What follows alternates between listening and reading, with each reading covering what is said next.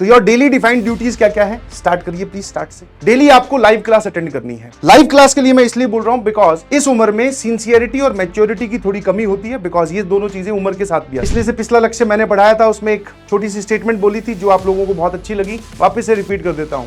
दूसरों के नोट्स और दूसरों की गर्लफ्रेंड सिर्फ दिखने में अच्छी लगती है, हमारे किसी काम की नहीं होती। बट अगर कभी आपको लगता है कि होमवर्क मेरा छूट रहा है, मिस हो रहा है, इकट्ठा हो रहा है, तो भाई साहब आगे आने वाला सैटरडे संडे देखिए, वहां पर अपने आप को रोकिए। बाकी जो भी फंक्शंस आपकी जिंदगी में है, खेलना कूदना, कहीं घूमने जाना, पेरेंट्स के साथ टाइम स्पेंड करना, वो सारे हटा दीजिए, पहले उस काम को कंप्लीट कीजिए। यही वो छोटी छोटी गलतियां हैं जो आप क्लास 11th में करते आए हैं और उसका रिजल्ट तुम जानते हो। इस पूरी कहानी के दो हिस्से हैं, एक हूं मैं और एक है तुम। मैं क्या करूंगा वो मैंने बताया भी और हम करना स्टार्ट भी कर देंगे। अब बात आती है तुम क्या करोगे। मैं जो करूंगा उसकी मॉनिटरिंग आपके पास में है। वीडियो लेक्चर्स बनाएंगे या फिर जो आपको लेक्चर्स लेंगे, जो बातें मैंने बोली मैंने ऑन रिकॉर्ड आके बोल तो दी, फिर मैं वो कर रहा हूं कि नहीं कर रहा हूं, ये वीडियो क्लिप आप वापस मुझे काट के दिखा देना। बोले सर आपने तो बोला था ये करवाऊंगा, ये वाला तो मिसिंग है। तो मेरे को चेक करने के लिए आपके पास में टाइम है या फिर एक तरीका भी है। बट नेक्स्ट जो कि सबसे इंपॉर्टेंट पार्ट है, माई रोल इज ओनली 20%, मेरा 20% का हिस्सा है, आपका 80% का हिस्सा है, that is your daily defined duties, that is DQ।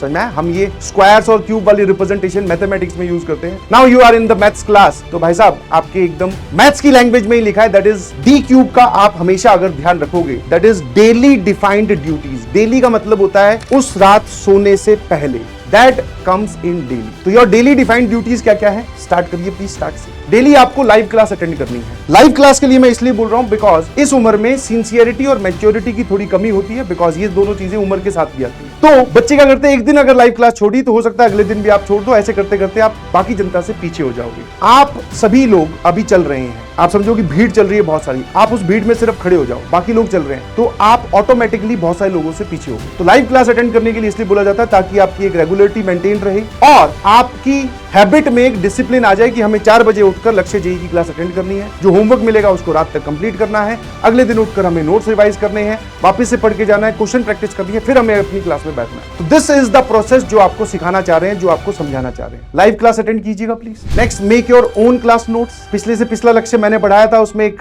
छोटी सी स्टेटमेंट बोली थी जो आप लोगों को बहुत अच्छी लगी, वापस से रिपीट कर देता हूं। दूसरों के नोट्स और दूसरों की गर्लफ्रेंड सिर्फ दिखने में अच्छी लगती है, हमारे किसी काम की नहीं होती। आपको अपने पेन से खुद के नोट्स बनाने हैं, तो आपको अपने क्लास नोट्स बनाने हैं। बिकॉज मैं फिर बोल रहा हूं, क्लास नोट्स बनाने से ये पता चलता है कि आपने सच में पढ़ाई की है, वरना सिर्फ वीडियो देख देख के जाते रहोगे तो वो पढ़ाई वाला जो अमाउंट है वो जीरो हो जाएगा after a period of time. हफ्ते 2 हफ्ते बाद में तुम बोलोगे डिटर्मिनेंट का सर कुछ नहीं आता हमें, क्योंकि हमने सिर्फ सुना था, है ना। तो क्लास नोट्स, किसी दूसरे के नोट्स देखो ना, बने हुए बहुत अच्छे लगते हैं। हाँ सर क्या बढ़िया लिखा है, यहाँ पर बादल बनाया है, बॉक्स बनाया है, स्टार लगा रखा है, और दूसरे के साथ कहीं गर्लफ्रेंड घूम रही हो तो भी बहुत अच्छा लगता है, वाह यार सर कितना अच्छा लग रहा है, काश मैं भी। नहीं जी, ये दोनों ही इच्छाएं त्याग दीजिए। आपको अपने खुद नोट्स बनाने, कैसे बनाने हैं उस पर अभी गाइड करेंगे, घबराइए नहीं। तो make your own class notes. आपकी प्रिपरेशन कैसी चल रही है, कहां तक जा रही है, ये बात सीधा सीधा किस बात से डिसाइड होगी, दैट इज आपकी क्लास नोट्स। अगला बहुत इंपॉर्टेंट, ठीक है, बहुत इंपॉर्टेंट, जिसको बहुत सारे बच्चे नहीं फॉलो करते। Yes, revise your notes and reattempt the important illustrations of class. Since फिर से मैं मैथमेटिक्स का टीचर हूं, फिर से क्या मतलब, मैं तो मैथ्स का टीचर हूं, तो मैं मैथ्स के बारे में बोलूंगा, है ना। मैथ्स इज ए सब्जेक्ट जिसमें आपकी कलम चलती रहनी चाहिए, कलम नहीं रुकनी चाहिए। तो रिवाइज नोट्स आपने कर लिए ऊपर ऊपर से, उसके बाद में क्या करना है सर, जो आपने क्लास में एग्जांपल्स करवाए, आपने लेट से 10 सवाल करवाए जिसमें से 5 आसान थे, हमसे देखते ही पहले जवाब में हो गए थे, बट वो 5 में से 2 या 3 ऐसे थे जो सर हमसे पहली बार में नहीं समझ में आए, बट आपने जब समझाया तो हमें समझ में आ गए। तो वो जो 3 सवाल है ना, हो सकता है किसी के हिसाब से 4 हो, किसी के हिसाब से 5 हो, किसी के हिसाब से 10 के 10 हो, तो वो आपको घर पे जाकर वापस से रफ कॉपी में फिर अटेम्प्ट करना है, बिना सॉल्यूशन देखे कि सर ने ये समझाया था, ऐसे ऐसे इस सवाल को करके दिखाया था कि क्या मेरे पेन से ये सॉल्व हो रहा है कि नहीं हो रहा है।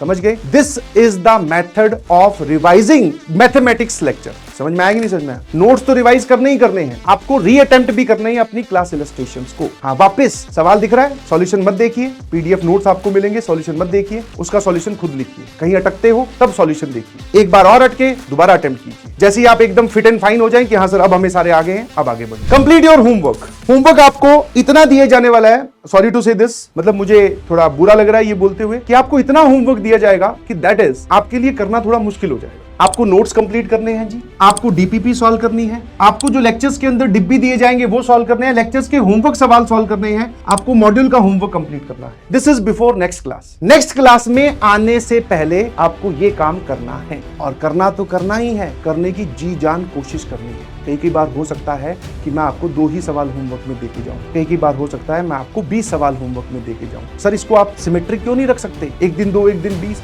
That depends on the topic कि मैंने लेक्चर में कितना पढ़ाया, उसकी रिलेवेंसी क्या है और उस पर कितने सवाल आपके लिए इंपॉर्टेंट है। समझे? होमवर्क का अमाउंट अप डाउन होता रहेगा, बट यस ये वाली चीज अप डाउन नहीं होनी चाहिए, और कभी होती भी है। बिकॉज मैं ये नहीं बोल रहा हूं कि एक लाइन खींच दी तो आप उस पर चल ही पाओगे, नहीं चल पाओगे। बट अगर कभी आपको लगता है कि होमवर्क मेरा छूट रहा है, मिस हो रहा है, इकट्ठा हो रहा है, तो भाई साहब आगे आने वाला सैटरडे संडे देखिए, वहां पर अपने आप को रोकिए। बाकी जो भी फंक्शंस आपकी जिंदगी में है, खेलना कूदना, कहीं घूमने जाना, पेरेंट्स के साथ टाइम स्पेंड करना, वो सारे हटा दीजिए, पहले उस काम को कंप्लीट कीजिए। यही वो छोटी छोटी गलतियां हैं जो आप क्लास 11th में करते आए हैं, और उसका रिजल्ट तुम जानते हो, मेरे मुंह से सुनने की जरूरत है नहीं। समझ गए? तो बिफोर नेक्स्ट क्लास आपको होमवर्क करके आने की 100% कोशिश करनी है। But because of some reason homework ज्यादा था, या आपको टाइम नहीं मिला नोट्स बनाने में ही, या लेक्चर हैवी था, हमें दोबारा देखना पड़ा, जो भी कारण हो जिसकी वजह से आप होमवर्क नहीं कर पाओ, तो सैटरडे संडे पार नहीं होना चाहिए। ठीक है? हर वीक का सैटरडे संडे आता है, उस दिन में आप वो पूरा वीक का होमवर्क निपटाइए। सर इतना टाइम कहां से लाएंगे? तो बाकी चीजों से टाइम एक्सट्रैक्ट कीजिए। हाँ,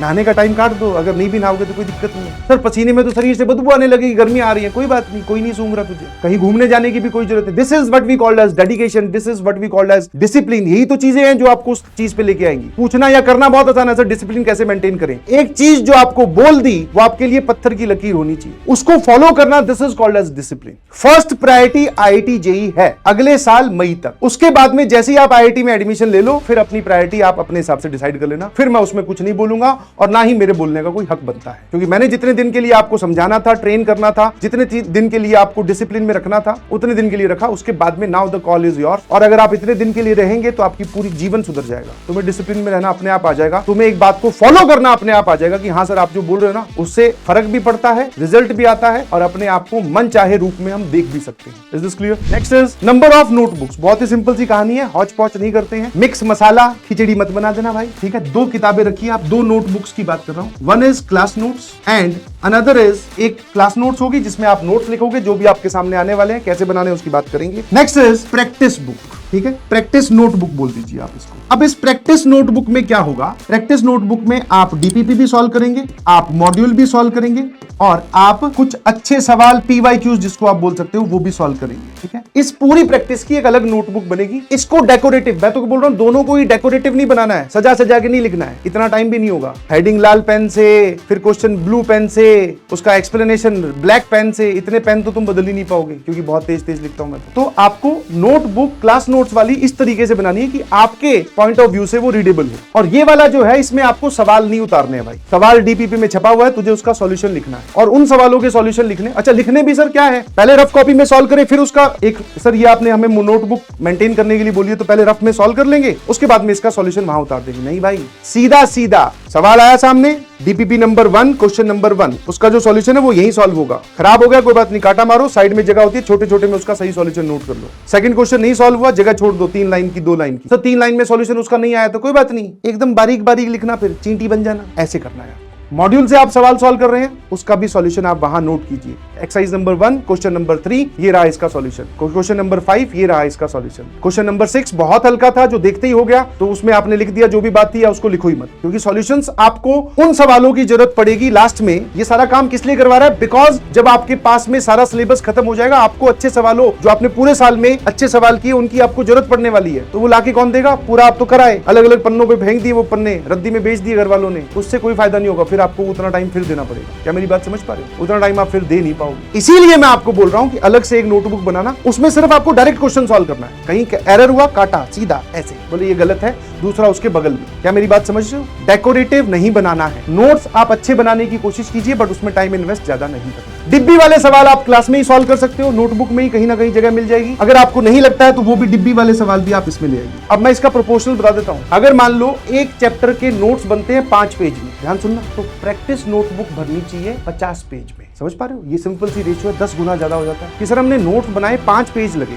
एक सिंपल 5 पेज में तो कोई चैप्टर खत्म ही नहीं होगा। मैं एक एग्जांपल दे रहा हूं, 5 पेज सर आगे पीछे लिखकर हमने उसमें पूरे नोट्स बना लिए, जो भी आपने लगाया। क्लास के जो सवाल थे वो भी हमने नोट्स में लिख लिए, क्योंकि क्लास की सारी बातें नोटबुक में जाएंगी। प्रैक्टिस की बात आती है वो 10 गुना ज्यादा, उसका सॉल्यूशन वाला जो पार्ट है वो जाएगा 50 पेज। तो मतलब सर अगर ये 5 कॉपी भरेंगी तो ये 50 कॉपियां भरेंगी, ये अगर 3 कॉपियां भरेगी तो ये 30 कॉपी भरेगी। सर आप सच बोल रहे हो, 30 कॉपी कहां से भर देंगे? मैंने कहा एक बार सवाल सॉल्व करना स्टार्ट तो कर, अपने आप भर दो। सवाल नहीं लिखना है। जब आप प्रैक्टिस नोटबुक में जाओ तो मॉड्यूल में लिखा हुआ सवाल फिर नहीं लिखना है, टाइम पास बिल्कुल नहीं करना है, डीपीपी का सवाल फिर नहीं लिखना है, डू इट बाय योरसेल्फ का सवाल आपको फिर नहीं लिखना है। इनके आप एड्रेस लिख सकते हो। एड्रेस मतलब कि module chapter number 2 exercise number 3 question number 5 उसका सॉल्यूशन ये रहा।